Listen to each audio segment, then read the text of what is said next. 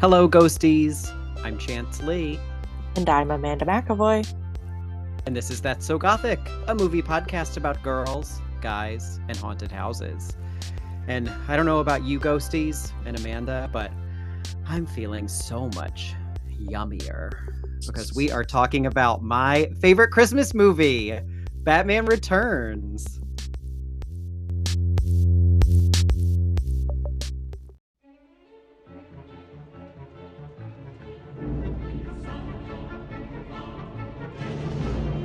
I've been down here too long. It's time for me to ascend. From the sewers of Gotham, a new villain emerges.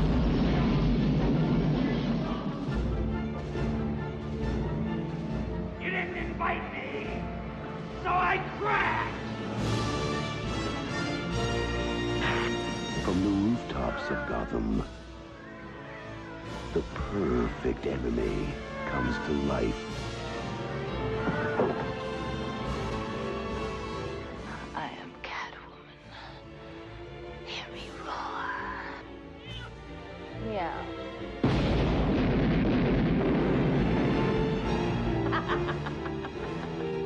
And the only one who can save this city is a creature of the night. Hey, stud. I thought we had something together. We do.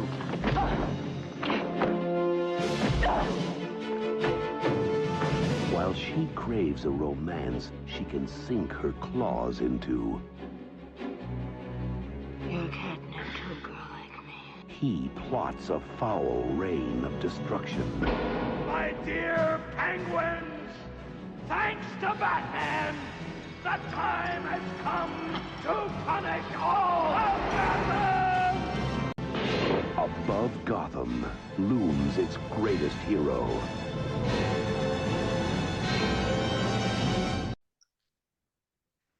Released in 1992, Batman Returns was directed by Tim Burton. The script is credited to someone named Daniel Waters, but there were two other writers and a lot of drama that you can read about Ooh. online if you're interested. This stars Michael Keaton as Bruce Wayne / Batman, Michelle Pfeiffer as Selena Kyle / Catwoman, Danny DeVito as Oswald Cobblepot / the Penguin, and Christopher Walken as Max Schreck. He doesn't get a slash, but he No. is one of I mean, this is a movie packed with entertainment to me, and Yes. he's up there. He's really good. He's really good. And this is the sequel to the 1989 Batman that had Jack Nicholson as the Joker. Mhm. So Roger Ebert gave this movie only 2 stars. Oh, Rude. Yeah. He said it's a dark, brooding film filled with hurt and fear, childhood wounds, and festering adult resentments. Oh my God. I feel like he took it way more seriously than I did. I know, but also like that sounds like a 4-star movie to me. Right? But he also says it's a most intriguing movie, great to look at, and fun to talk about. Yeah. And here 4 we are, stars. 31 years later, doing the same thing. Right? This had a budget of up to $80 million. There were Wow. varying figures, probably like a $60 million production budget, and then at Mm. least $20 million in marketing. Right. It grossed $267 million, but all the like executives and people were pissed about it regardless because they were unhappy that it was dark and it was weird. Mm. Parents were unhappy that it was dark and it was weird because they treat these types of movies like they're children's movies, which is Right. always very strange. Yeah. And then What is this McDonald's was rated? PG-13. Oh, yeah. What the hell? I know. Yeah. And then McDonald's was unhappy because they spent a lot of money marketing this movie towards children, and then this is what they got. Oh, I But love that. I was a child when this movie came out. We saw it in the theater, Ooh. and I loved it. Any of the like, I didn't realize how pervy it was until I was an adult, Yes. and all of that went right over my head like anything when you're a kid. Yeah. That's fair. Yeah. I mean, even, when you were talking about people showing it to their kids, I wasn't immediate. The only things I could think of was there's some like making out. Like that's the only thing that I would be uncomfortable showing my child. But I don't know. Maybe, I just have different values.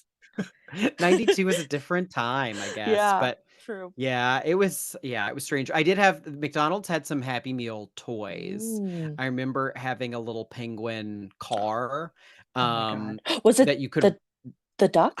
it should have been the duck. Oh, oh my God. Because that's something I'm going to talk about later. I love that car.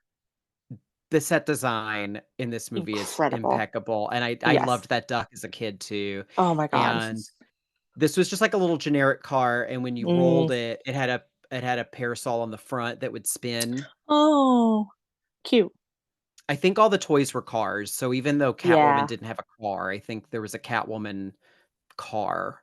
Yeah. I don't know what it did.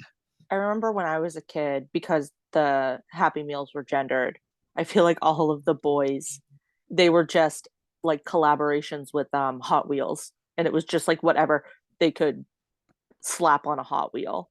And you chose Yeah. your boy toy or your girl toy. Yep. Sometimes, like, as an adult, sometimes I would go and get Happy Meals, and they would Mm. say, "Do you want the girl toy or the boy toy?" And I'm just like, Yeah. "I just want Hello Kitty. Like, just give me Hello Kitty."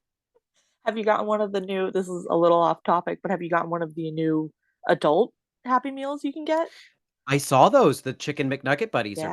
back. I have not gotten one, but my brother gave me both of his toys from it because for some reason he really wanted the box. So, Oh, do they have a fun box too? I didn't see it in person, but it looks fun. I think the McNugget buddies are way more fun. I had McNugget buddies when I was a child, Yep, I and remember they them. had Halloween costume ones. You could dress them Yes. up. Yep. Oh, And I did anyways. find on Oh. Mercari, I can buy a set of 3 McDonald's Happy Meal Oh toys. my God. Oh, those are actually like really cute. Those do not look like Hot Wheels with just No, they were stickers I on didn't them. remember the characters poking out, so you can see the Yeah, penguin and Catwoman poking that's out. I remember cute. my cousin had the Catwoman car, and I had the Uh-huh. penguin car. And then scrolling through these pictures, though, there's this it's a set of 3, but there's a 4th one that just randomly shows up unexplained in this picture. And Oh. it is not scrolling now. It is this one. It's a little duck. It is the duck. Oh my God. And it even has a little top hat. I did not know the duck existed. Yeah. That must have been like ultra rare. That was when you open a pack of Pokemon cards and you get Mew. Yes. Yeah, and this person is just taunting you. It's like, "You know what? You can Right? buy 3 of them. You don't get the duck. This one, Only the other not in 3 there. are for sale." Yeah. Wow. How cool. And it says Catwoman's tail moves behind the car. Oh, that's adorable. So I remember having fun with those as a kid, Yeah. and yeah, I mean, Batman was like my life as a kid. You were either watching a Batman movie, you were talking about the Batman movie, you were renting the Batman movie on VHS tape, or you Oh, were yeah. getting ready for the next Batman movie. That was Oh, like 6 to 7 years of my young life. interesting. Mhm. That's kind of funny. I didn't, take you as a Batman person. Were you ever interested in like any other Batman media outside of the movies or There was a cartoon that was on after school, Batman: The Animated Adventures, which people okay. still seem to respect and appreciate. I haven't Is that the dark revisited it. one?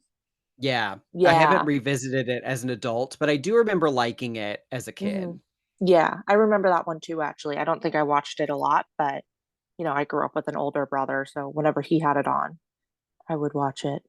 I remember that the Batman he was like a teenager, right?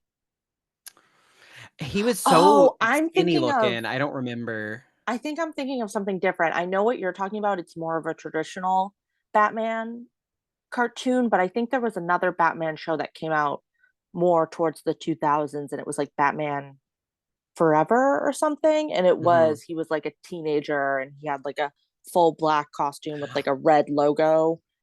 I remember You know what I'm him talking about? too. Yeah, yeah. Interesting. Yeah, I can't say that I ever really partook in any Batman media. Yeah, I really liked this one. They kind of went downhill after this and Mm, then laid dormant for a while until the Christopher Nolan Batman movies came around. And I really liked Batman Begins, the first mm. one Oh, really? that Christopher Nolan did. And then The Dark Knight came out and people loved The Dark Knight. It was a Yeah, little too depressing and serious for me. And then the third one was so bad. I it only was so watched it bad. once. Yeah. I will say the Dark Knight, so Dark Knight Rises, I didn't even know about it. So how old would I have been? I was like in my early teens probably when The Dark Knight Rises came out. And then I had to have been old enough to drive by the time The Dark Knight came out because I saw that movie. I think that is my most seen movie in theaters. I saw it like 4 or 5 Oh times my God. because it was just one of those movies where The one with the Joker? yeah, and Mhm. everyone was so obsessed with it that it was like every day people were asking me, "Do you want to go see this?" And I just liked going to the movies. So I mean, I really enjoyed it, but nowadays it would not warrant me going to a movie theater 4 or 5 times. But I think I must have been like freshly licensed and just so excited to drive that I would have gone and saw any movie 4 or 5 times. But I mean, I really enjoyed it, but it was definitely a huge thing when that came out. And I Mhm. didn't know about these, late 80s, 90s Batman movies until probably around that time or Oh after. Like wow. they just I don't even I watched, so what's the one before this? Is it The one before this is just called Batman, and just it's called the one Batman? with Jack Nicholson. Right. So I watched that for the first time um maybe a couple of months ago. I actually watched it. Did I watch that one on an airplane? I think I did. So I really have like no history with these movies. Mhm. Yeah, I vaguely remember seeing the first one in the theater as well. I was very Hmm. young, Yeah. and didn't really understand what was going on, and but Batman Returns became, like, my jam, like, it was my Mm, personality. yeah. Yeah. But people initially hated Michael Keaton being cast as Batman. Mm, I the comic book fans were the worst types of fans, right. coordinated a protest and sent over 50,000 letters to Warner Brothers protesting the casting of Michael Keaton Oh my as goodness. Batman because they had seen that, he had been in, like, Mr. Mom and, like, different comedies and stuff. Yeah. Which Mr. Mom I've never watched, but I remember just the whole concept to me is now so funny. It's like Yeah. he's a man, but he's raising the kids. Ah, what Oh a my goofy god, it's a laugh time. riot. Terry Oh, Garr is the woman, but she has a job. What? what? Oh my God. Ludicrous. Height of And comedy. oh, and now that guy's gonna be Batman? He's a Mr. joke. Mom, he might as well Yeah. have a vagina, and he can't be Batman. Be Batman. But he did win people over, and Hmm.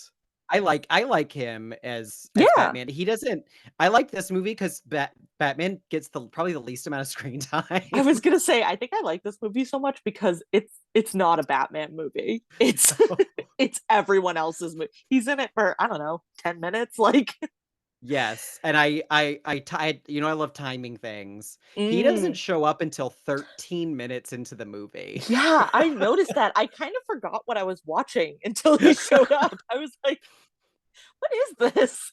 Yeah, oh, it's great. But Yeah. he's the first one he gets more to do in the first one with Jack Nicholson, and he's Yeah, really weird. Like, Tim Burton he makes him is. really strange, which I appreciate. Yeah, his opening scene, I'm skipping ahead a little bit, but his opening scene in this, the where he shows up for the first time, is one of my favorite scenes because Alfred gives him the bowl of like he thinks it's gonna be soup, but it's actually what is it?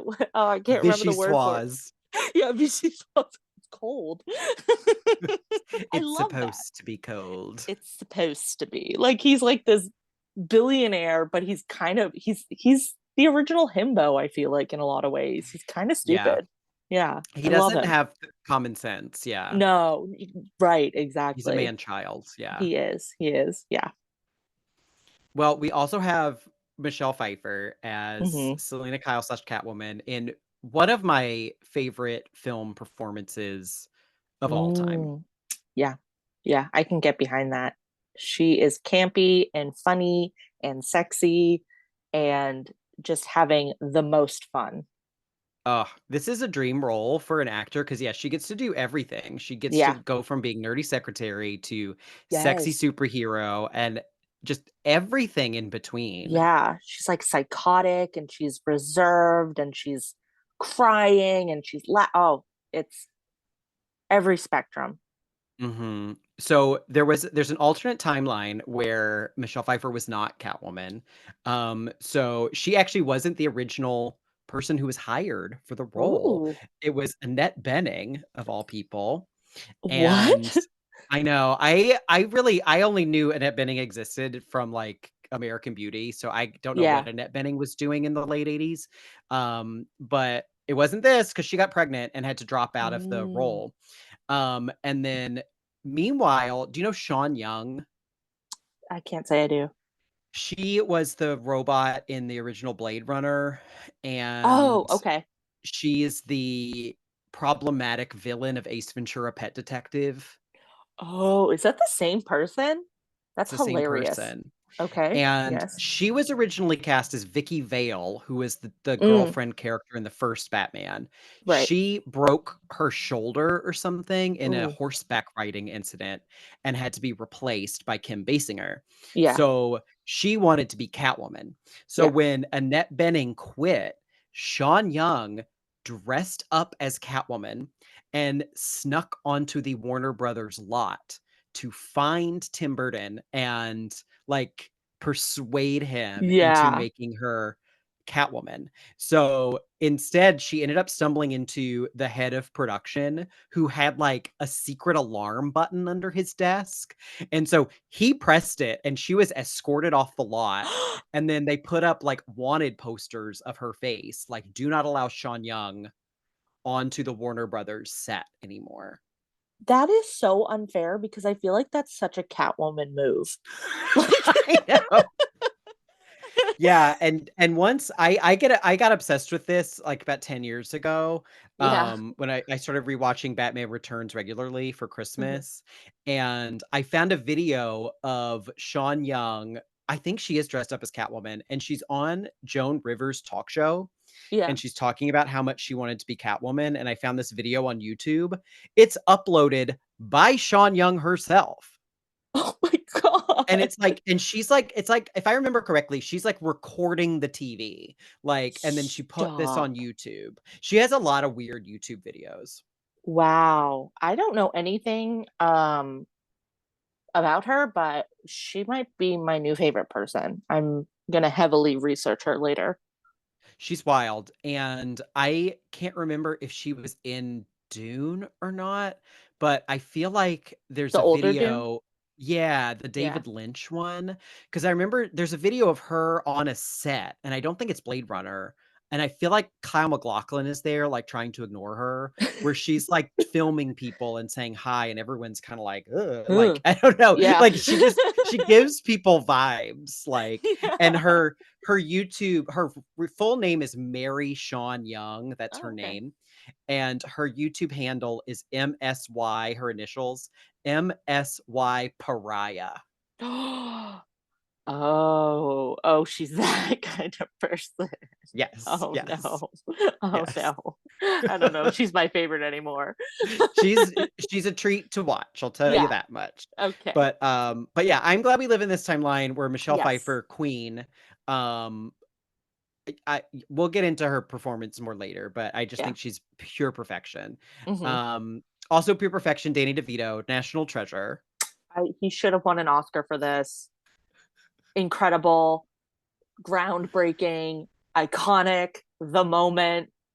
I love that you see his ass crack constantly through his And it's little. sweaty. Oh, it's so sweaty. He's so gross. He's so disgusting. I. What else can you say about Danny DeVito as the Penguin? Yeah, it's one of the things where as a kid, I'm just like the penguin. But Yeah, as an adult, like the older I get, the grosser he becomes. he's so Like, because yeah, I nasty. notice these little details and just Yeah. his costuming, and Oh, they make him this perfectly lumpy little egg of a creature. yes. And oh yeah. And he's in And these just like form-fitting, dirty pajamas. Yep. And he's such a good, I mean, I don't really know Danny DeVito from a whole lot besides this and like It's Always Sunny. He is Mm-hmm. just someone who embraces he's what's the word I'm looking for? He's so good at like being a physical actor. Like he just Yes. throws his body on shit. He's just he knows how to control his body and it works so well for this.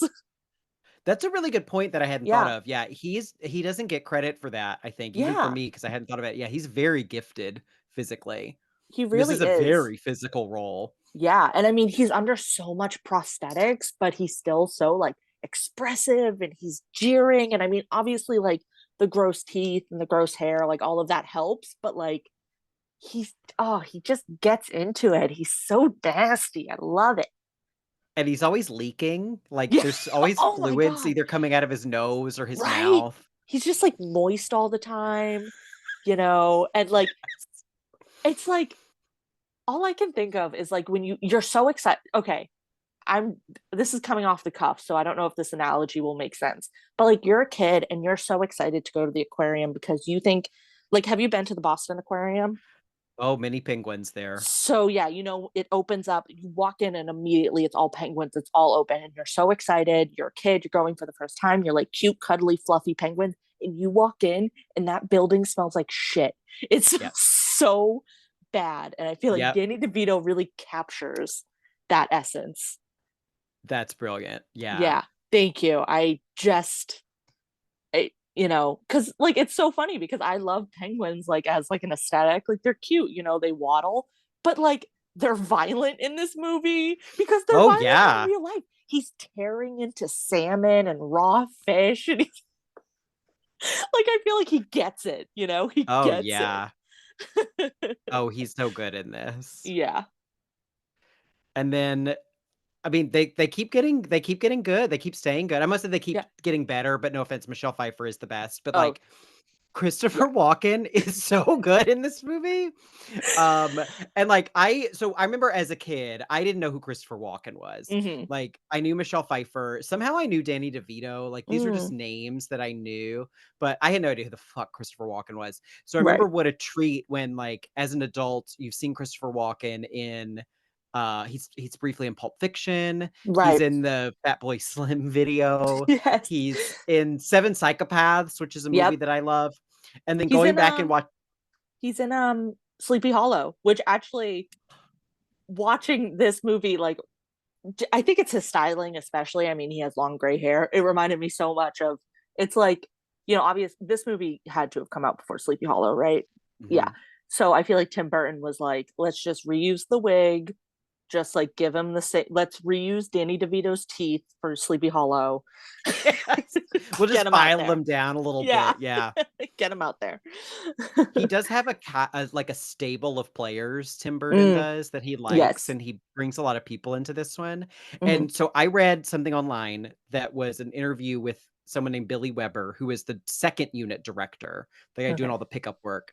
And he said, I just love the way this is worded. Here's something fun about Burton's original Batman.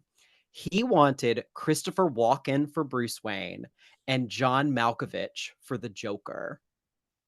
Wow. And We the were producer said, robbed. absolutely not, and threatened to take him off the picture if he was set in stone about those ideas. Oh my god. That is uh, I don't know how to feel about that. I would love to see John Malkovich in a Batman movie. I think he would do great things as the Joker. I can honestly believe Christopher Walken as Bruce Wayne more than I can believe John Malkovich as the Joker. Like I could get behind that. This just feels like a play. Like, I feel like this could Yeah. be a stage play with both of these men today. Like, where's Yes. Bruce Wayne and the Joker now in their 70s? Like, Right. Very, very like Shakespearean, very King yes, I Lear. would watch Yeah. that. Right. But that segues us into Tim Burton, nutcase, lovable Mhm. nutcase. At this time, still making good movies, and Batman made so much money Yeah. that he got lots of creative freedom for this one, which Right. is why so many people turned against him, I think, after it. Yeah. But that's one of the reasons why I love this movie. It's so freakish and weird. Mhm. And are you familiar with his poetry and his like illustration work that he did? No, I'm not. He published a book in I was in high school, so like the late 90s. It was after this movie, Mhm. of some of his poetry. And one of the poems in it is called Jimmy, the Hideous Penguin Boy. And it has a little picture of someone who kind of looks like the Danny DeVito penguin, but like as a child. Uh-huh. And this is the whole poem. My name is Jimmy, but my friends just call me the Hideous Penguin Boy. Oh, period? That's it. We're done? We're done. Yep. Okay. And so he was one of these little, like, for lack of a better word, freaks that Tim Burton was obsessed with. And here's his illustration. Oh, he's so cute. It's kind of cute. Oh. And this became a big deal. Tim Burton, fervor was pretty strong in the late Mm, 90s. But I think these are ideas he had in his head for a while. So I think yeah. he was drawing on this idea of this hideous penguin boy for his vision of the penguin. Like I think Jimmy probably came first. Right, right. And he shaped Danny DeVito's character around it. Yeah. I kind of wish more directors and more, movie creators would sort of take that lead, like take established IPs and make them into your own little character, like, or at least find like a middle ground. Because, I mean, obviously this is earlier than a lot of the other Batman movies that came out, but I mean, we're so oversaturated. Like, fuck them up, make Mhm. them weird, make them creepy, or make them Mhm. more fun. Like, I would love to see Marvel do that. Like, make one of their creepy little characters even grosser. I don't know. Yeah, they have such a stranglehold on it, and Yeah. yeah, this came at a good time where they weren't Mm-mm. as serious about controlling their IP, That's and I feel true. like DC, as much as I don't like the Joker movie, I do Mm, like the idea that they did it. that's a Like, good point. and that, coincidentally, or maybe not, is in the same Batman universe, so Yeah, yeah. who knows what we'll end up seeing, but yeah. Yeah. Yeah, they're boring. This movie's interesting. It's so interesting. And it made me like I'm not gonna like get on a whole tangent about it because I could talk about it for forever, but like this movie made me agree more with Martin Scorsese and his whole like, rant against Marvel movies and like modern superhero movies. Because like while I appreciate that, like, modern superhero movies, they're made for a wider audience, they're made for families, but they're so generic. And I feel like in the long run, they're hurting audiences. Like they're, Mhm. again, I'll refrain myself, but this movie is so much fun and it's so creative and it's so weird. And I mean, I'm glad it wasn't a complete flop, but even if it was, like, I'm glad it was made because at least you did something different with this IP. And the characters are so rich, the Yeah. dialogue is so interesting. One thing I don't like about the Marvel movies is half the dialogue is like quippy zingers, Yes. and even though it's not really a Marvel movie, I sat through one of the Tom Holland Spider-Man movies Oh, once. okay. I Yeah. think the one with Jake Gyllenhaal, Oh, okay. and my letterbox review was just, "Why are all the good guys fucking idiots? Right. Yes. Everybody's stupid." And it's not a charming stupid, like Michael Keaton not knowing what a vichwa is. Right. Yes. That's like oblivious stupid where Yeah. he has some intelligence, it just doesn't crop up. He's just goofy. Right, right. Yeah. It's it's So it's true. I miss when movie characters could be intelligent. Mhm. Mhm. But let's get into the plot summary of this bizarro Christmas movie. Yay. So we start with the birth of Oswald Cobblepot, who gets dumped by his parents into a river. Mhm. One of his dad is played by Paul Rubens / Pee Wee Herman. Oh my god! I thought he looked kind of familiar. Oh, that's Yes. funny. He gets no dialogue, Oh, and that's just so stands there funny. with a cigarette, like looking Oh, the lighting in this movie is extraordinary, yes. and like he gets some really good lighting. Yeah. Um, Him with the cigarette, the mom with her dirty martini, and they feed him before he gets dumped in the river. They like feed him a cat. It's so good. And she's like sipping the martini, and then he like grabs the cat and you hear like "Meow," and she downs the rest of it and just leaves an olive. It's so elegant and beautiful. yes, they're rich as fuck, Yes. but there they go. They dump their kid Yep. into the river, and that's the opening credits. Like we follow Yeah. this like bassinet as it Right. goes down the river, and the credits roll. Yes. So then we get the title card that says 33 years later, which the penguin is 34. I literally, in my notes, I was going to bring this up later. I have two things written down, and one of them is he's 33 with a bunch of exclamation points. I know. What the fuck? I couldn't believe that. I was just like, "What? How did I never know? I never noticed that until this time. I've seen this movie like 133 times, and I've Right. never grasped that." And that had to have been like a conscious decision, because if they had changed it to any other year, it wouldn't have made a difference. It doesn't make a difference to Bruce Wayne's story. It doesn't make a difference to his parents. Like, none. So I feel like Tim Burton, you know what? I bet it was in like Danny DeVito's contract. Like, don't make me older. Right. Well, I was like, how old is Danny DeVito? Yeah. And he would have been in his 40s doing Oh this my God. movie. So He it's was, just like, he yeah. just wanted to be young for a day. Yes, like young and Yeah. vibrant. So he is now the penguin. He's this half bird, half man who like lives under the decrepit zoo. There's some Mhm. really good Tim Burton likes to make miniatures and do the flyover photography for the Oh, miniature. So is there's that what that really is? good, yeah, there's really good zoo photography of this little Yeah. miniature. Because he does that in Beetlejuice, and then like Mm, you see that it is a miniature in Beetlejuice, which is really right. cool. But so he has this gang of circus freaks, and there's the poodle lady, and there's Vincent Schiavelli, who was the subway ghost from Ghost. And he's got the crank, the hand crank machine gun, Oh, and the okay. Yeah. monkey. Yep. There's like a sword swallower and a fire breather. They're all circus people. Yeah. So they interrupt the lighting of the Christmas tree, Mhm. and there's all this action. And at this point, we are 13 minutes into the movie when the bat Yes. signal is turned on and Batman Yeah. shows up. So meanwhile, we also meet Selena Kyle, played by Michelle Mhm. Pfeiffer, the dorky secretary. I love how she makes a mistake and then mutters to herself and calls herself a corn dog. That's the other note I have.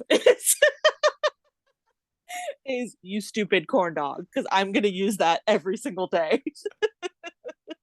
And I then she love just that starts so much. muttering, corn dog, corn dog.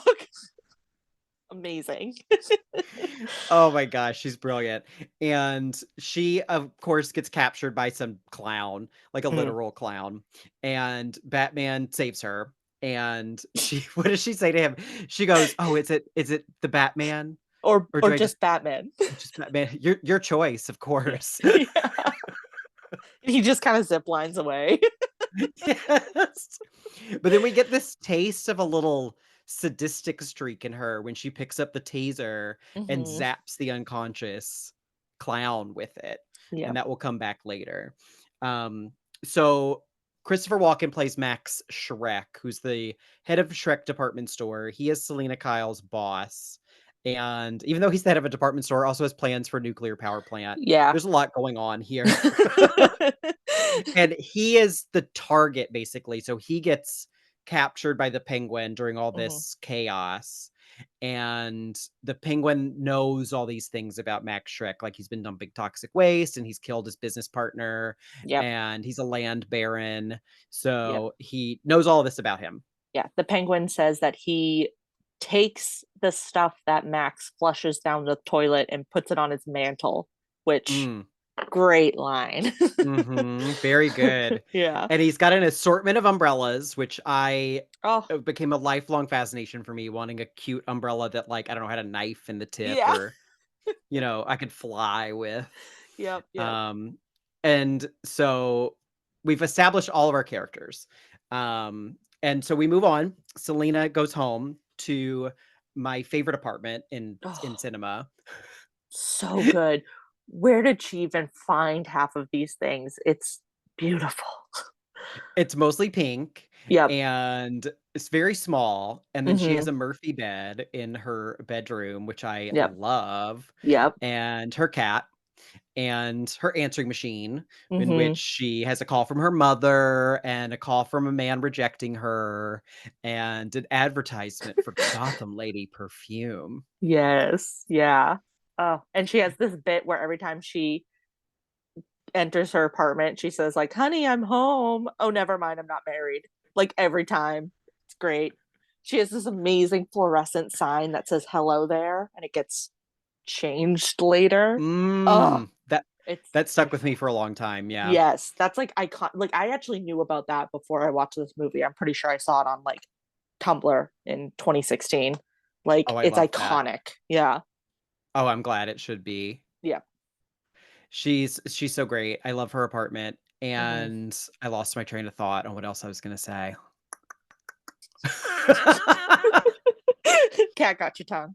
Cat cup. Oh, good one. Well, I'm sure it'll come back to me. Yeah. So also on her answering machine is a message from herself saying, Mhm. "You need to go back to the office unless you Yes. remember to bring the Bruce Wayne file."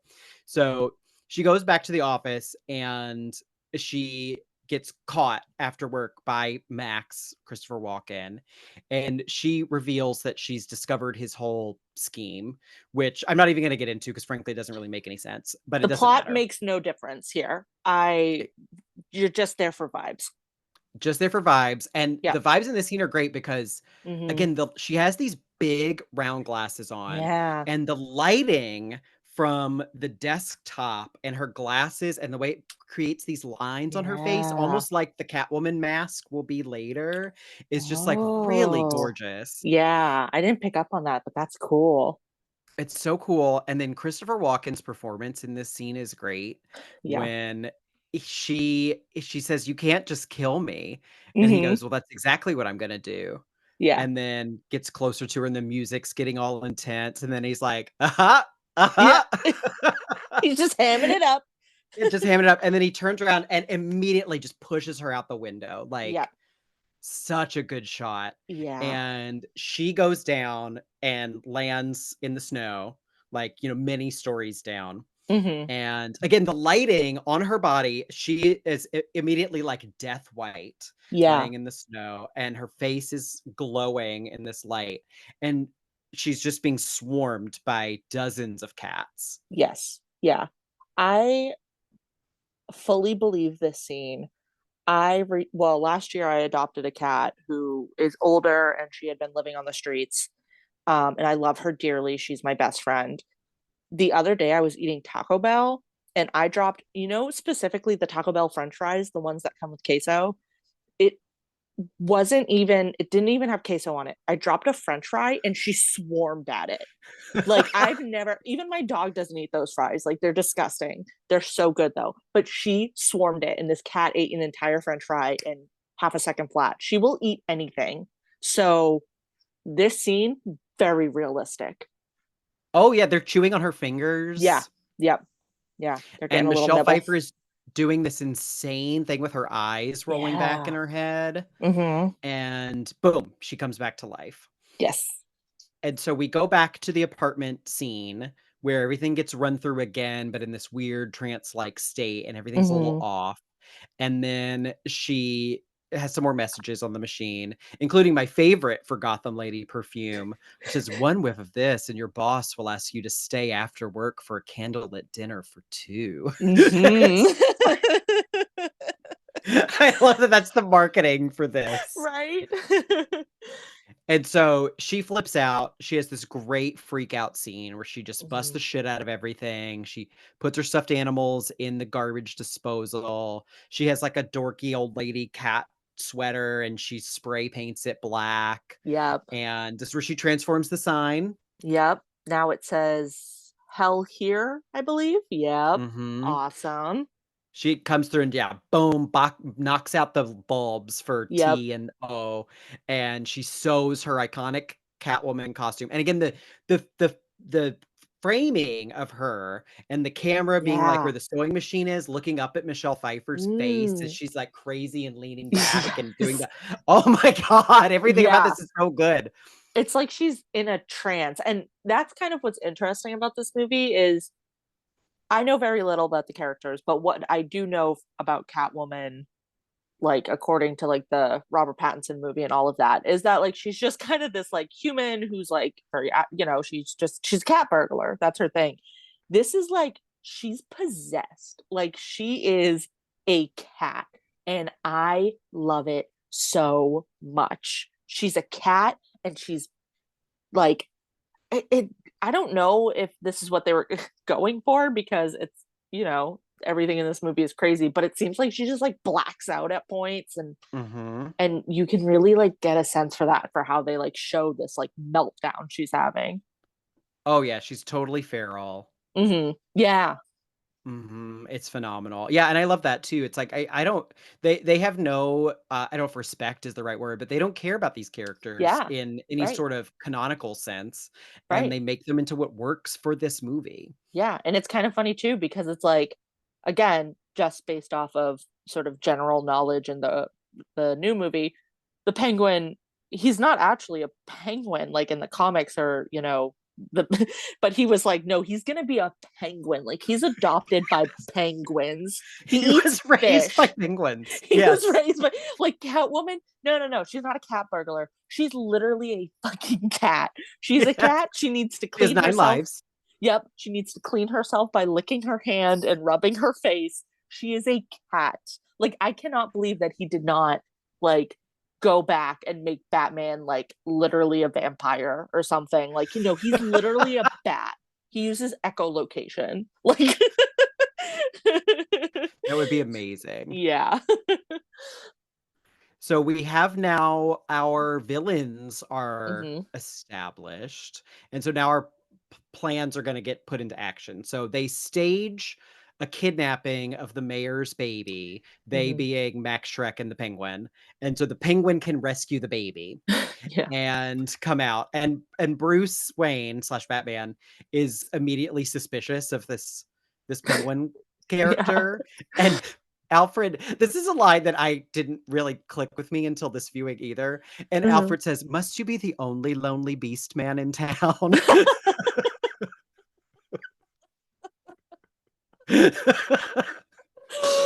Oh my god. Alfred gets it. Alfred's got some great lines in this Yeah. movie. This is Alfred's show. Um, and so Catwoman is also like going around. She's almost kind of being like a Batman figure. This Mm. woman is getting mugged, and Catwoman saves her, but in this like grotesquely violent way where she Yeah. scratches this like tic-tac-toe board and across this guy's Uh-huh. face. Yeah. Ugh. And then afterwards too, she goes up to the woman and she like starts choking the woman because she's like, you're gonna let a man do that to you or something You along those make this lines. so easy. Mhm. Right. Like what a non-feminist, Oh, and she says, "I am Catwoman. Hear me roar." Yeah. And then backflips away. Oh, she's always flipping. It's so good. It's so good. I don't know who did her flip work. Michelle Pfeiffer did basically everything but the flipping in this movie, Mm. which is amazing. But whoever Wow. her flipper is really good. Yeah, they did a good job. Mhm. And Bruce shows up to meet with Max Schreck about this power plant thing. Doesn't matter. But he does have this. Max Schreck has this like donut shaped conference table that I find really amusing. Yeah. And Bruce has to just pinwheel the paperwork across the hole in the middle of the table to him. And it made me wonder, like, what when something falls in the middle, how do they go get it? Yeah, right? They have, well, Selena Kyle is a cat. She can crawl under there. Yeah, they have her crawl over and probably spank her or something, these Yeah. crazy Ugh. men. Yeah. And anyway, they think she's dead, but she hmm shows up Yeah. and Michelle Pfeiffer is like peak fucking hotness Oh, in she's this so scene. hot. Her hair is so huge and her like makeup is smudged and she's being like coy and sexy to Max. He's, oh, you're back from your I'm doing a terrible Christopher Walken. Back from your vacation, like, and she's like, yes, my vacation. You know, it's incredible. And yes, and she's so flirty with Bruce Wayne. Like, she's Yes. finally able to get it right. Like, she always wanted to be flirty as Selena Kyle, Hmm. but was too dorky. And now she Yeah, gets it. she can do it now. And Bruce Wayne is just like, just like Yeah, tongue drooling. rolling out like the wolf in a cartoon. Yeah. Which I get it. Same. Oh, oh my gosh. Yeah. And then Yeah. Christopher Walken has a really good line where he says, if she tries to blackmail me, I'll drop her out a higher window. Yeah, yeah. That's a good line. And so now we get to this to me is my favorite, one of my favorite sequences in the whole movie, at least Mm. with the Penguin. And that is when they're going to announce that the Penguin will run for mayor, even though it's Christmas. Yes. They're gonna they're gonna try to recall the mayor and put Yep. the Penguin in his place. And this is where we're getting what you were talking about earlier. We get a lot of just like full body shots of Danny DeVito in these dirty pajamas. Yeah. Oh, skin tight. He's Yeah. egg-shaped and lumpy Yep. and like so bizarrely shaped and hunched. Yeah. Yeah. And we meet Jen and Josh, who are his new PR team. Hmm. And Jen is played by Jan Hooks, who was on SNL for a few Oh. years and is in at least one other, maybe two other Tim Burton movies. Oh, She okay. is the Alamo tour guide in Pee-wee's Big Adventure. I can see that. She'd fit well. And then she also has this parody of Kathy Lee Gifford that she did on Yeah. SNL that I watch at least once a month, where Dana Carvey is Regis and Of she's course. Kathy Lee, and she asks if she can show a music video from her new album. And they show it, and it's her singing to a monkey. And she says, I didn't evolve from you. I evolved from Jesus. And it's the greatest song ever. I'll try to put it in Yeah. so people can listen to it because it's wonderful. Now you're using the show to plug your outside projects. Reach, come on, it's a beautiful song. All If you right, just, all right. yes, let's... Fine, here's Kathy Lee's Easter special. Let's roll the clip. I didn't evolve from you. I evolved from Jesus. We are two different species. I don't eat my own feces. You are not of my genus. That's why you don't cover your penis. 'Cause I didn't evolve from you. I evolved from Jesus. Both of us come from God, but I don't come from you. There it is. Thank you. It was such a wonderful experience. that Anyway, moment. so you don't believe in evolution. No, I don't feel that we're directly descended. Suddenly I'm co-hosting with Pat Buchanan. And she has one of my favorite lines in the movie where she says to the Penguin, she says, what I want to do first is put these little glove thingies on you. Our research tells us that voters like fingers. I love that. They're so like peppy and trying so hard to not point out the like fucking elephant in the room, which is this. What is this? Like, Oh, and he's peak grossness. He's got so much shit coming out of his nose and his mouth. He's eating the salmon. He's got like the salmon skin in one hand. He doesn't have his gloves on. And so we learn that his flippers are these like fused together fingers with weird little claws at the end. Which, like, why? He's so disgusting. Oh. And when he sees her bent over, he because Max Schreck says he can fill the void left by Batman, and he goes, I'd like to fill her void. Teach her my French flipper trick. He's always saying these disgusting one-liners about women. Oh, they're so disgusting. Oh yeah, he becomes such a horn dog in the next few scenes of this movie. It's so gross. Oh, and then there's this busty young campaign volunteer that shows Mhm. up, and she says, "You're the coolest role model a young person could have." And he says, "You're the hottest young person a role model could Yeah. have." And then he's like, "Here, wear a button. Let me put this on you." And And he's just he trying to like put it right on her boob. Yep, and he like kind of takes a second to like cup her breast. It's and he's like groaning. He's so gross. I love him so much. Oh, this scene is such a highlight. And also, I didn't realize till today that like Max Schreck says to him that he can have whatever he wanted, like, riches, Mhm. whatever. And then he goes, unlimited poontang. Oh my god. Wait, when is that in The Office? It's the very end of this scene. It's the last, like, one of the last lines of dialogue. Oh my god, I missed that too. I feel like I've been in like I don't believe in the Mandela effect, but I'm like, this line did not exist until today.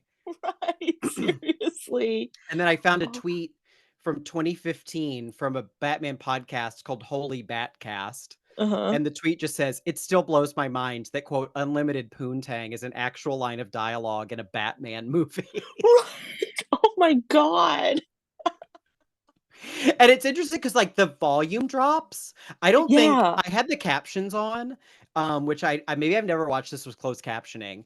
And so, like, it's interesting how the volume drops for this line. And so maybe I Right. just literally never heard it or it never registered. But Yeah. it showed up on the captions and I was like, "Wait a second, what?" And I Right? had to Well, rewind.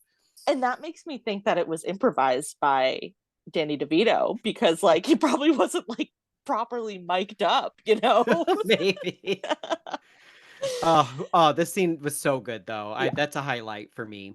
Oh, and he bites the guy's nose. He bites the other Yes. guy's nose. And just And like this it's gross. geyser of blood shoots out. Yeah.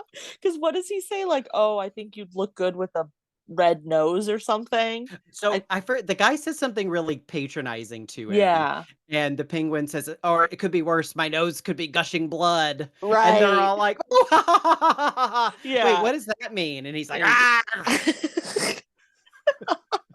And this is where Danny DeVito's doing. He's throwing himself into this performance Yes. so good.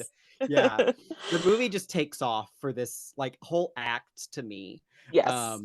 Up next is the iconic Selena Kyle destroying Shrek's department store scene, and Mhm. Michelle Pfeiffer not only does the whip herself and whips the head off of each of those mannequins, but she did it Wow. in one take.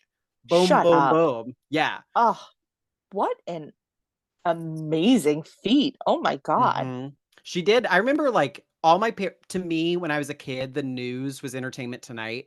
Yeah. And so, all we did was watch entertainment news. And I remember hearing about Michelle Pfeiffer, doing all this training to Yeah. be in the Batman movie, and it paid Wow. off. I know. Yeah, I mean, like her practical effects in this movie are so good. You can tell the snap of the whip is like Mm. so sexy.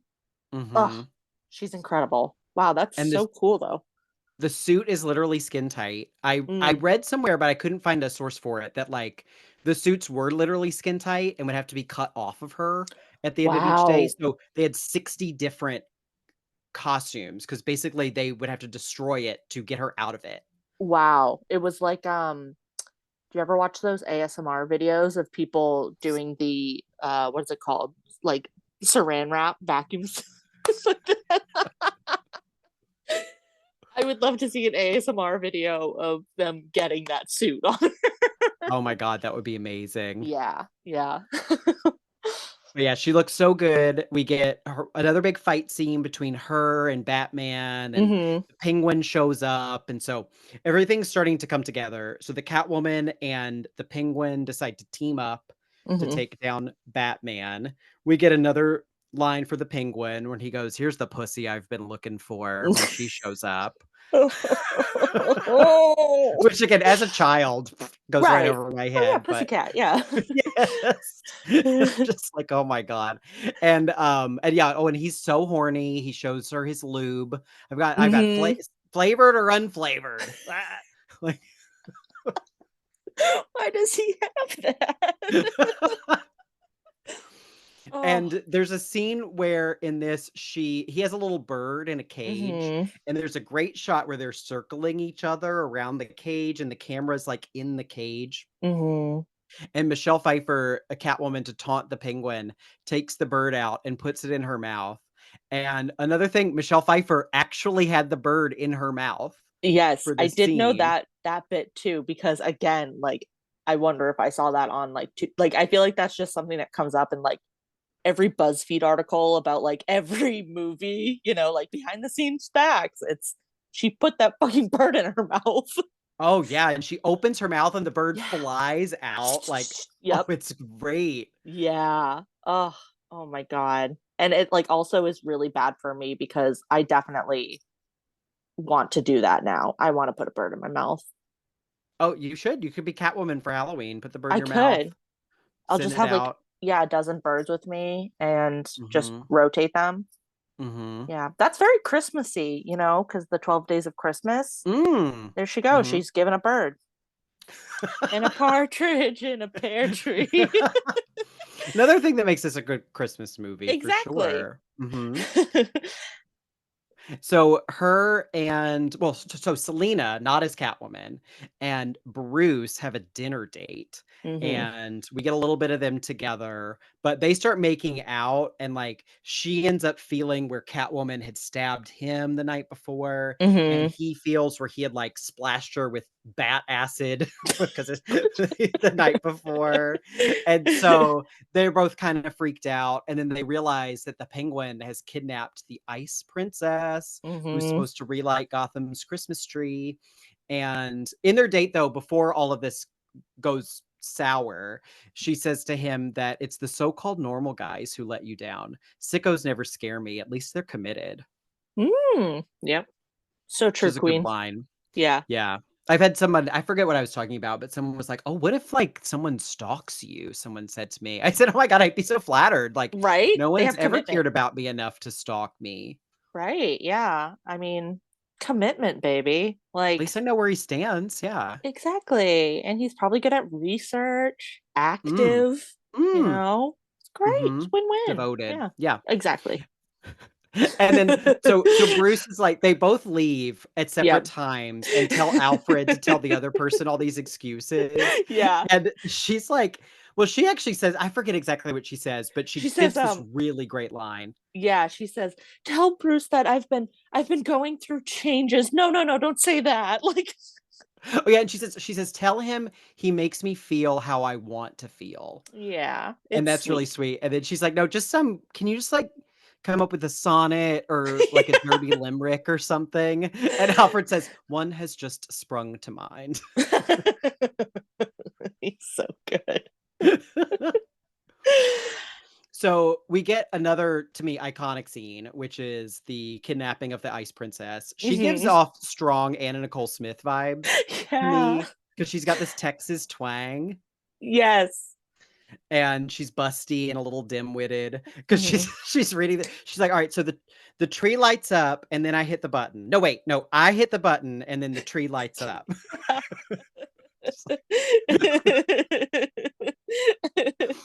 And so Batman comes to save her, but Catwoman interferes. They get in a little fight. And she ends up getting the Ice Princess and she says, "Gotta go, girl talk."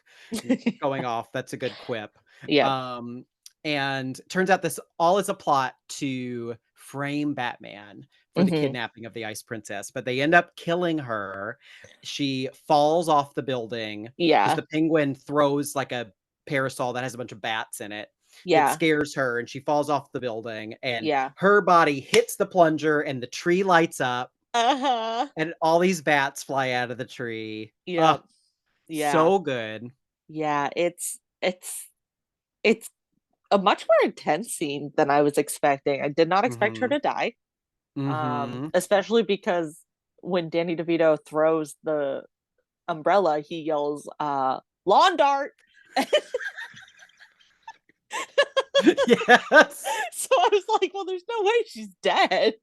That Oh, was so funny. and Oh then down yeah. she goes. I read that Down. there was a deleted scene Mm.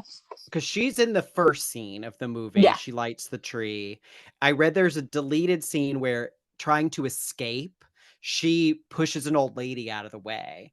So they're supposed to make her Oh. seem like a bad character. Yeah, yeah. Yeah, Oh, but that's a they shame. took that out, so it seems more like, again, they've killed this innocent woman. It makes it Yeah. more difficult. Mhm. So there's all this scrambling and action and stuff. Batman and Catwoman get into it again, and they end up under the mistletoe though. Mhm. And we get the line, "Mistletoe can be deadly if you eat it, but a kiss can be even deadlier if you mean it."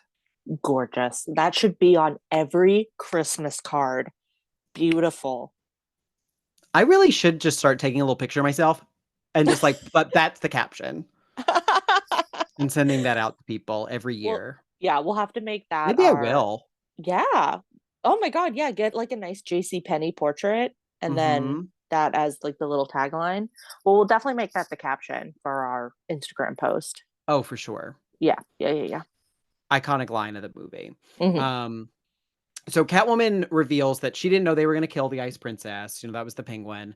Mhm. And Oh, because he she says, I thought you were just gonna scare her. And he goes, she looked pretty scared to me. Which I love. Yes! Such good lines in this. And then when they argue, he goes, "You lousy minx, I gotta have you spayed." Yeah. Oh, That's wonderful. another good one. So while all this was happening, the circus freaks sabotaged the Batmobile. So we get a Mhm. whole Batmobile chase, Yeah. and the Penguin is controlling the Batmobile from this little like kids rocking thing that's in his campaign van. And it's like, I don't really understand what's happening. It's like, yeah, so like he like took over the Batmobile.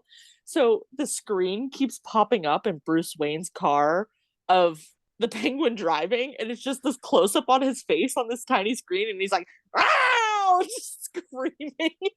And when he starts rocking back and forth, just Danny DeVito doing that rocking kills me every time. It's so good. He's so good. And he's yelling all this stuff about how he's got Gotham, all these idiots wrapped around his Hmm. little finger. So, of course, Batman gets out of this, and he also records everything the Penguin says. Yep. So he manages to play it and scuttle his reputation. Yeah. So the Penguin has to retreat back into the sewers and come up with his new master plan, which is to kill all of the firstborn sons of Gotham City. Yes. Which, can I just mention really quickly? I don't know if this is an obvious thing. So I watched this movie today, so I didn't have time to really look into it. So I don't know if this is like as profound as I think it is, but this is like a biblical allegory, right? That's Because true. he's the baby in the basket, he's Moses, Oh. and the bats coming out of the tree, that's the locusts. And then so I don't okay. Also, I was raised Catholic. I did the whole CCD communion, everything. But my basis of knowledge for this is the Prince of Egypt, the animated movie.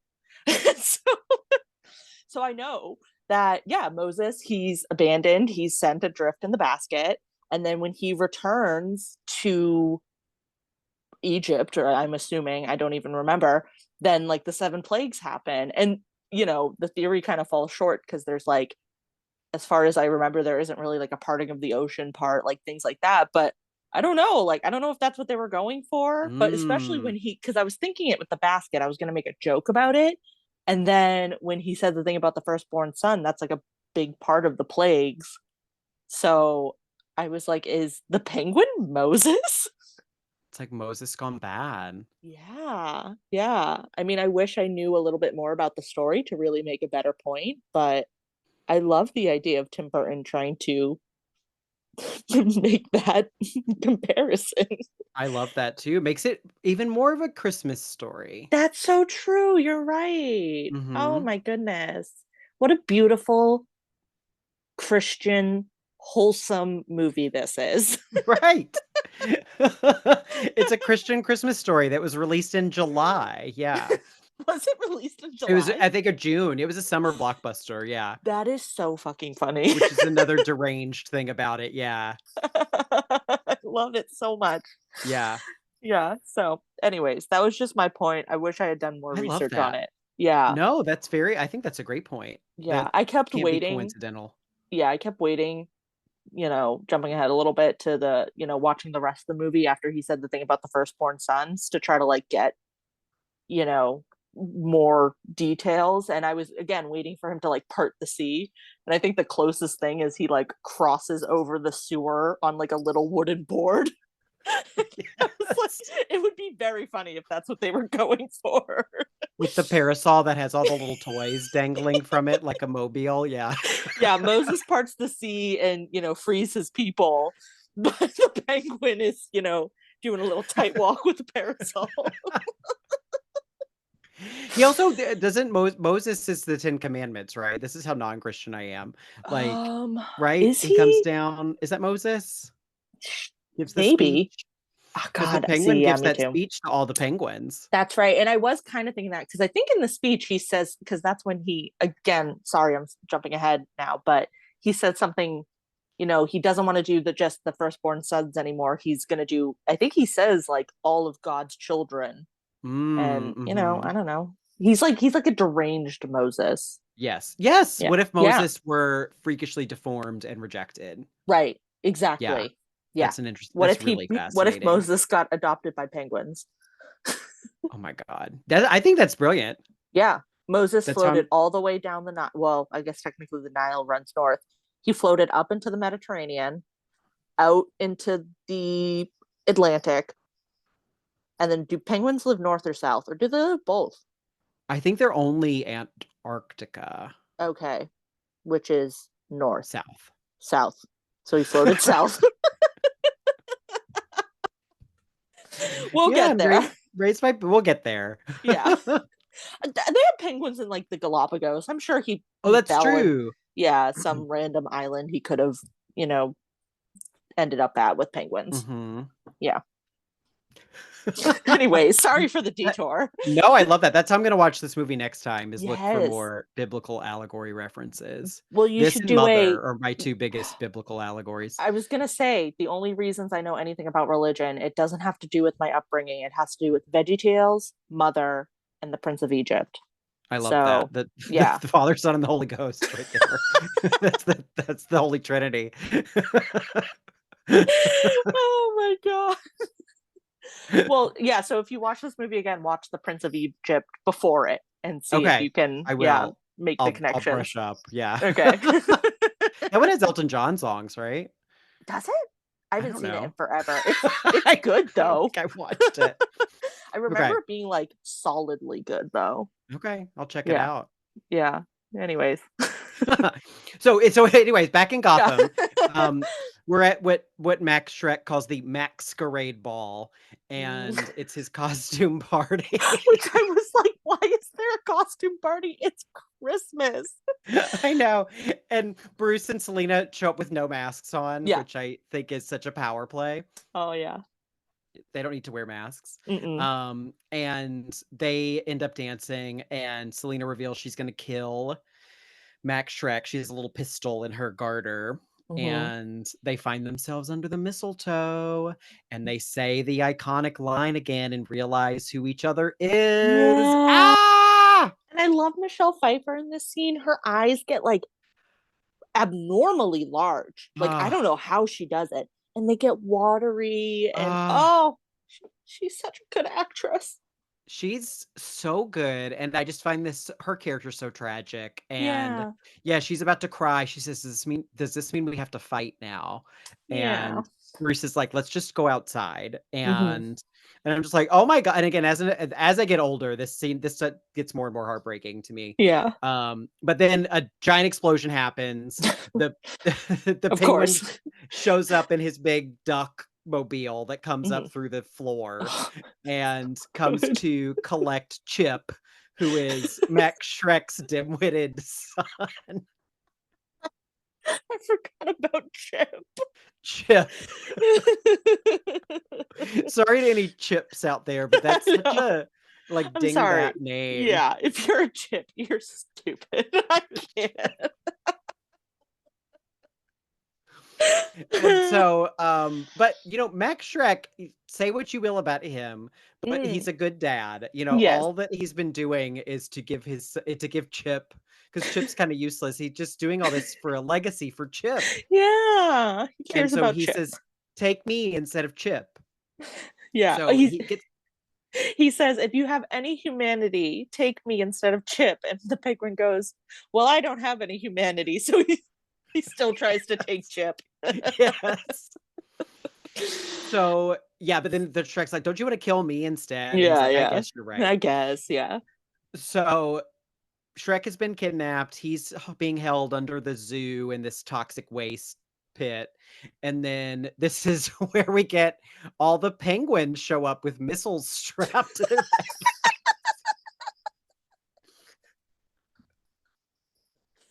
Naturally. And they're real penguins with these little missiles strapped to their backs, and they're just waddling around. They're so cute. It's really adorable. The set design here is really good too. There's a website that I'll quote from again later that I never heard of before called We Are Cult, but they have this huge in-depth article on the making of Batman Returns. But they talked about the huge sets for this, including this set, which included a 500,000-gallon water tank. Wow. And most of the penguins are real. They would have to keep the set at 35 degrees. Yeah. Because they needed it very cold. Oh. And PETA, of course, planned to protest. And I liked the line, the way they wrote it in this article. Animal rights groups started protesting the film after finding out the penguins would have rockets strapped on their backs. Like, they're not real rockets. They might as well be candy canes. They're like red and white striped. Yeah. How dare you? How dare you make those penguins more adorable by giving them tiny little weapons? It was so cute. It was So cute. the highlight of my Christmas in this year was getting the Batman Returns board game. And it had this massive board. So it had a board, and then you had to construct Gotham City with these cardboard pieces. Whoa. And so the board that sat on the table was the sewer system. And then you constructed these Gotham pillars and then put another board like on top of them. So it balanced like 6 inches above the other board. And then that was Gotham, the streets of Gotham. And then at the top of like the Gotham City skyscraper, there was a little circle perch, and that's where you'd put the Catwoman figure. Oh my God. At the top, perched onto the building. And if you drew like the Catwoman card or something, you got to pretend she'd jump off the building, like down into the streets. Oh, fun. And in the sewer system, there were all these little figures of penguins with rockets strapped to their backs that you put down there. I don't remember the goal of this game, how it worked, but I remember just like how much it captured my imagination. Yeah. Of, like, being able, the towering going into the sewers, and Right? How fun. Loved They it. don't make games like that anymore. No, Yeah. I know that it's made out of cardboard. It was great. Amazing. So the penguins, Batman manages to like interfere with the penguin signal, and they shoot off all their missiles back at the penguin's lair, which explodes, and the penguin falls into the water, presumably dead. And then we get, this might not be the most iconic scene, but this is definitely my favorite scene. And the like, oh God, Michelle Pfeiffer just fucks me up in this scene. Yes. Like, I cry a little bit during this scene. Yeah, it's emotional.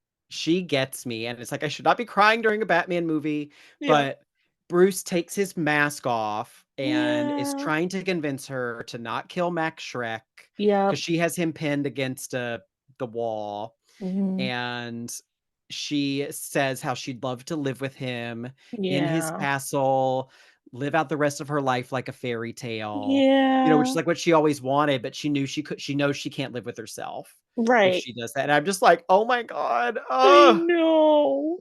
Such a tragic figure. It's such a tender scene. Mm-hmm. I love it. And meanwhile, yeah, her hair's all crazy. Yeah. Max shoots Batman. He has this Yep. pistol that he found underwater. Yeah. Oh wait, but first there's a great line where Max Schreck is like, "Why, Bruce Wayne? Why are you dressed like Batman?" And Catwoman goes, "Because he is Batman, you moron." Yes. Like it can't be just like a a very like sincere, dramatic scene. You gotta throw in that. Yes. And not in like a Marvel quippy way, in a like, these characters are so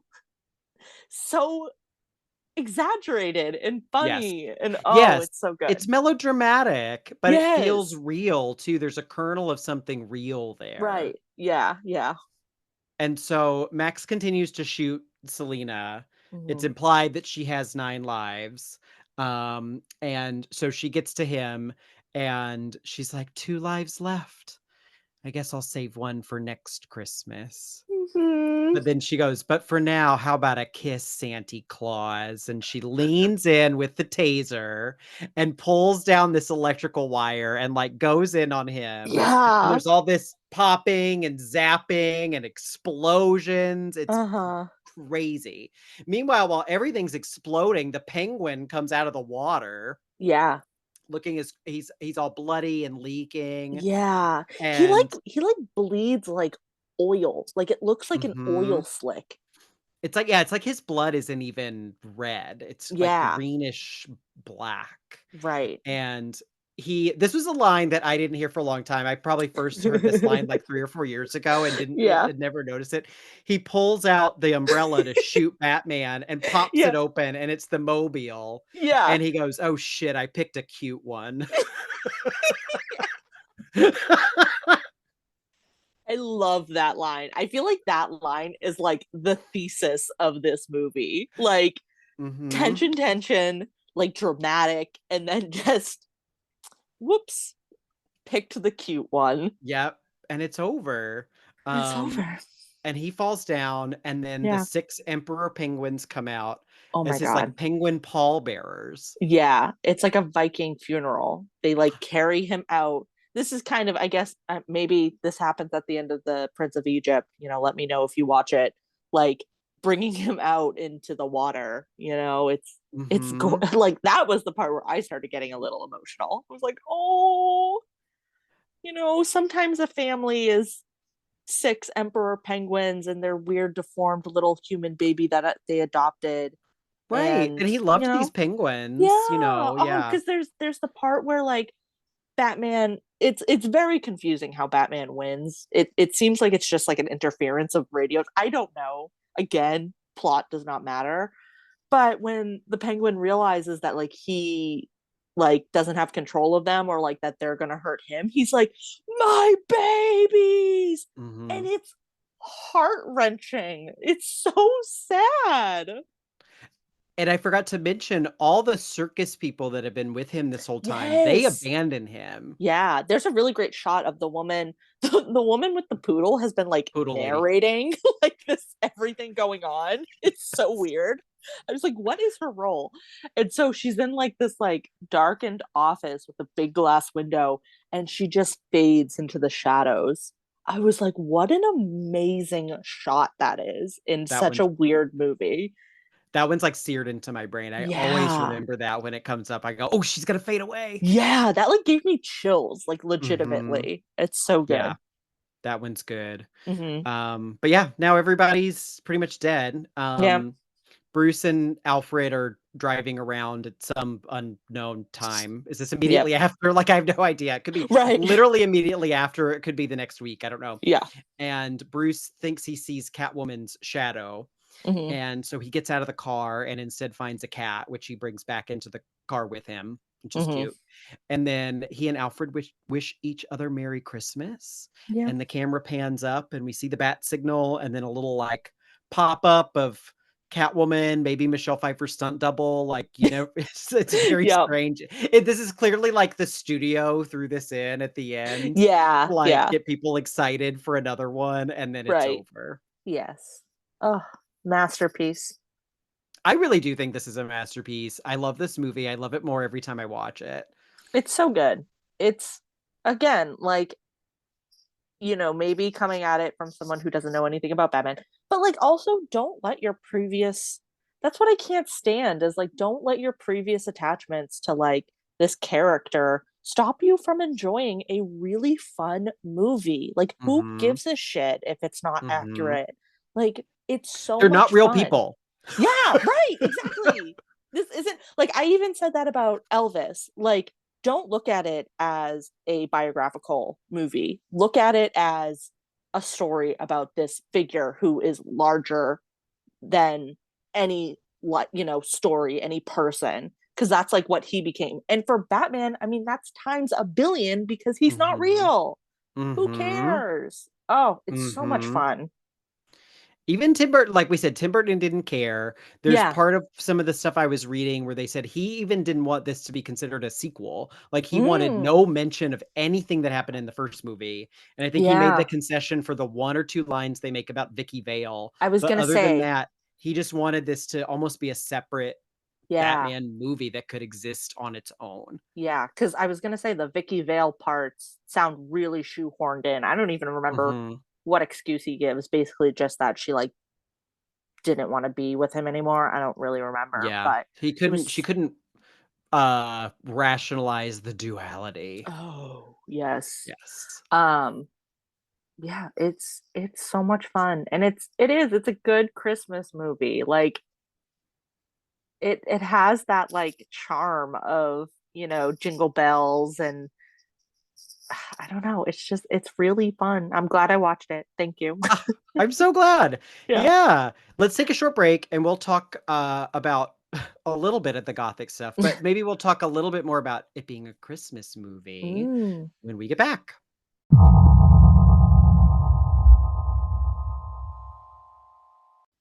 All right, ghosties. We're back with our Gothic roundup. All Gothic films have 4 elements: a girl, a guy, a house, and a haunt. This movie has none of those things. We could make I think we could make a case for like Right. Selena being the girl, Yeah. Batman being the guy, Like Wayne Manor. Gotham. There is a Oh yeah. Gothic thing here, but Gotham City is just like Yeah. the house. The haunt Right. is like our pasts, our Right. fragile pasts. But We honestly, I could don't really think it has yeah. any of those things. Yeah, we could bullshit it, but why even bother? Why even bother? But I think Tim Burton and Gothic come up Mm. together a lot, and this Yeah. movie definitely has a quote unquote Gothic feel. Yeah. And there was an article that I read from on a website called Bold Entrance, and Mm. it's titled "Inside the Mind of Anton First, the Man Who Put the Gothic into Gotham City." Mm. And Anton First was the set designer for the first Batman. He didn't work on this one, but he did set the tone for the Tim Burton Right. Batmans, and him and Tim Burton worked together a lot. But it had a really interesting breakdown of both the Gothic literature, which is basically what we talk about, Yeah. and Gothic architecture, which I'm still learning about. Yeah. And it says that Burton is interested in the characteristics of Gothic literature: dark, ominous, gated manors surrounded by mist, tragic heroes and antiheroes, ghosts, monsters, fascination with the macabre, grotesque, and horror. Whereas First is well versed in Gothic architecture's specific characteristics, such as pointed arches, vaulted ceilings, tall, thin columns, flying buttresses, gargoyles, and large internal spaces. Mm. And they said that they were interested in how these tropes from Gothic literature and architecture could be translated into film through set design, cinematography, and character. But they were also interested in how these Gothic tropes could be subverted. So the article talks a bit more in depth about film noir and German expressionism, which I Okay. guess these movies get into. But they said that ultimately First wanted Gotham City to be disconnected from time and place. So Gotham feels Mm. not only Gothic, but also like retro futuristic. And he took a variety of architectural styles from a variety of periods and stretched them into tall, dark buildings and large, dark internal spaces, giving Ooh. Gotham an overall Gothic effect. Huh. That is very interesting.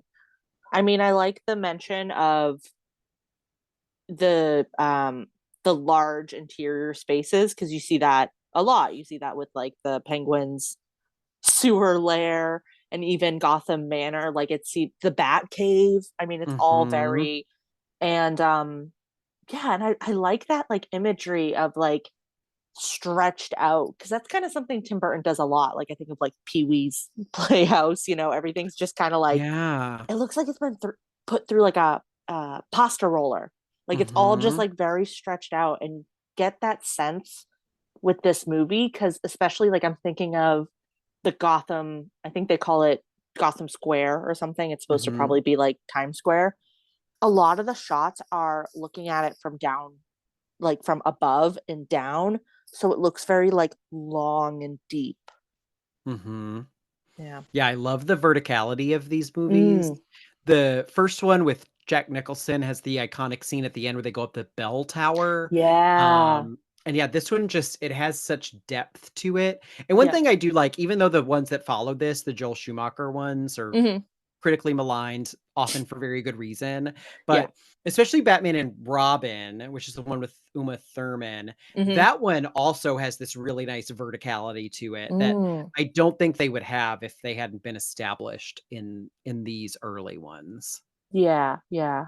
I like that we're kind of, it's a good thing that we talked about this movie, I think, later in our podcast because we're really starting to like explore different areas of what it means to be gothic Mhm. and this is definitely one of those movies where it feels gothic and for me like I couldn't put my finger on it and so I'm really happy that you like explained those aspects but it doesn't conform to our usual gothic standards and again like it's kind of like Tim Burton taking these characters and he can't change them so much so that they fit into maybe like a neat gothic box but he can put them in situations he can make the set design he can like adjust the tone where it feels much darker and like more gothic.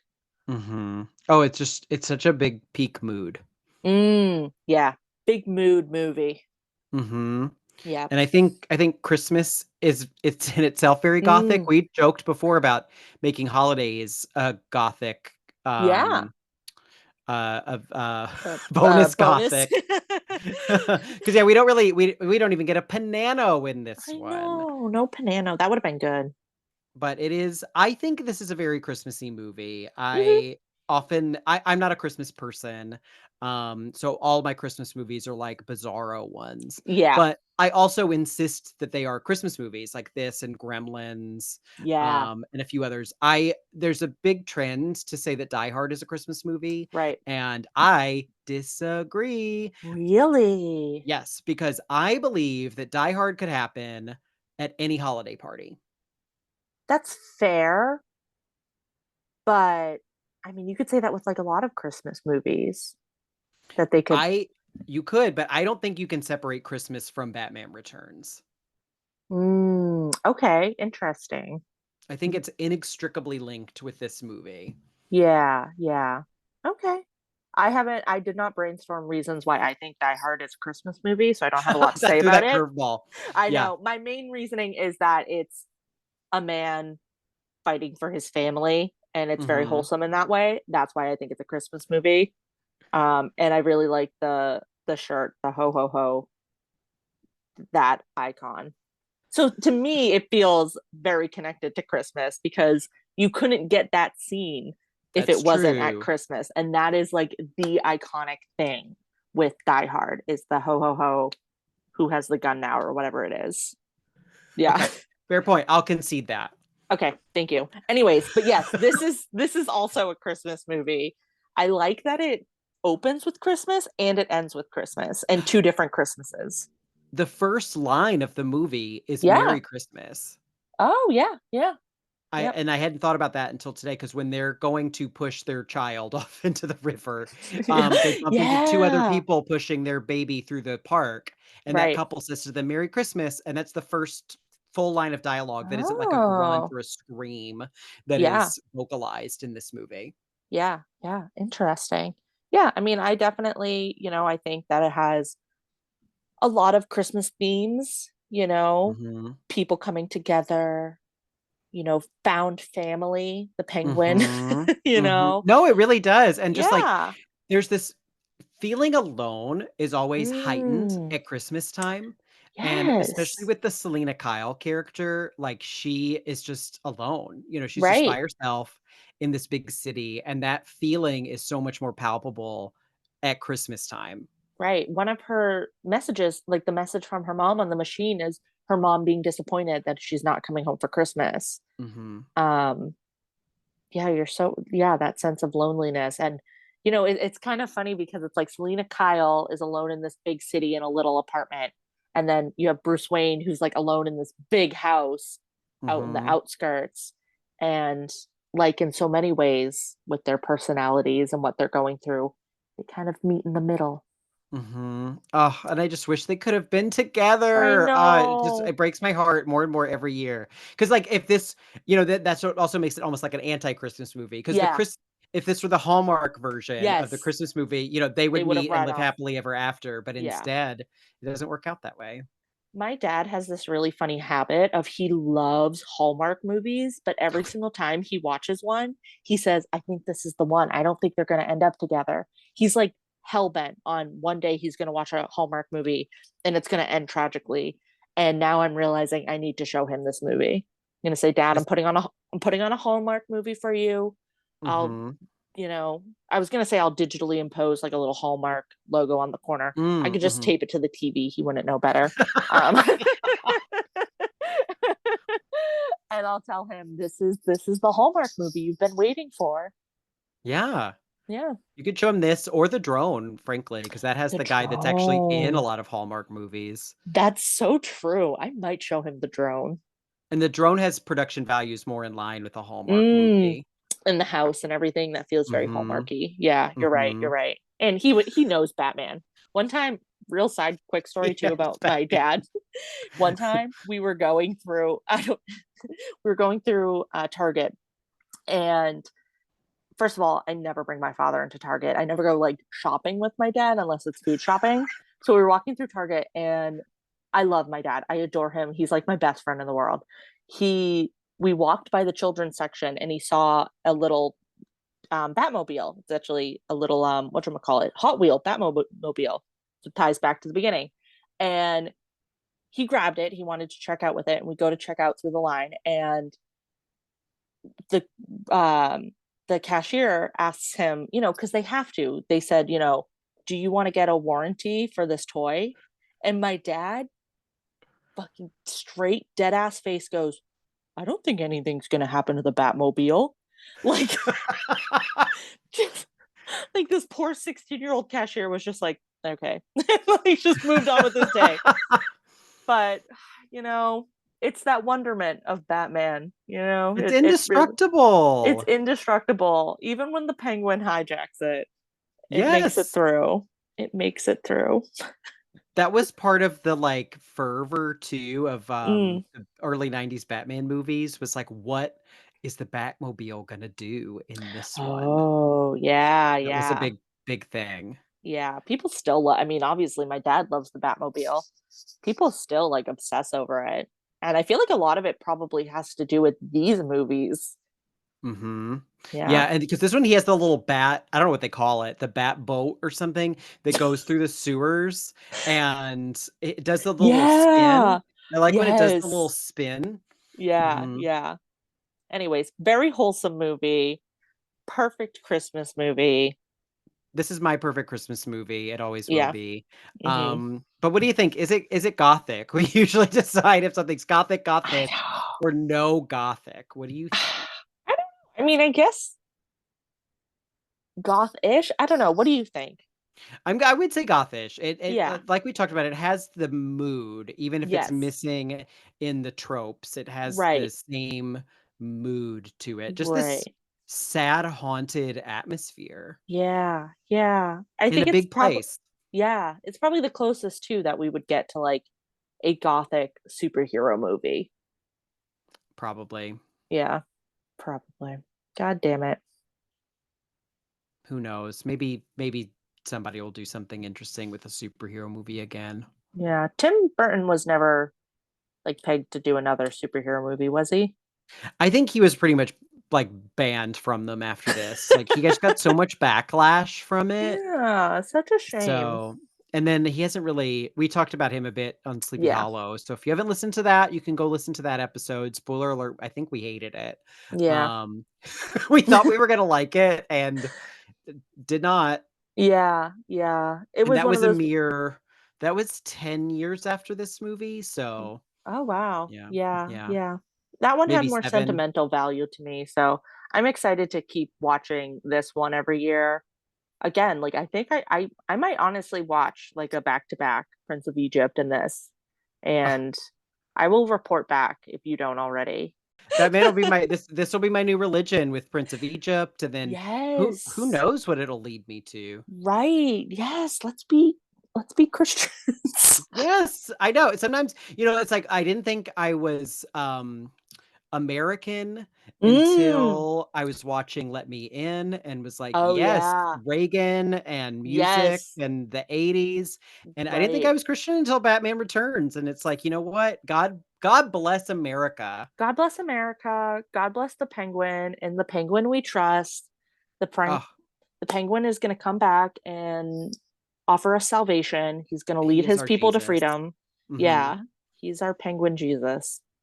Oh man, yes. Well, well, on that note, um, thank you, Amanda. And thank you, Ghosties, for listening to us break down Batman Returns. If you're listening to this at the holiday time, we wish you a happy holidays. But if not, that's fine too. Like I said, Batman Returns came out in June, so you Yeah. can celebrate I Christmas love that. whenever you would like. Yeah, so next we'll be back next year with some new episodes. But in the meantime, subscribe to us on Apple Podcasts. Leave us a 5-star review there or on Spotify. We put up little polls. You can answer our questions on Spotify as well. And we're posting a little bit more on Instagram, which is a very low bar, but Yeah. we're stepping over it. That'll be our New Year's resolution to try to post more. Yes. But until next time, ghosties, boo bye. Bye.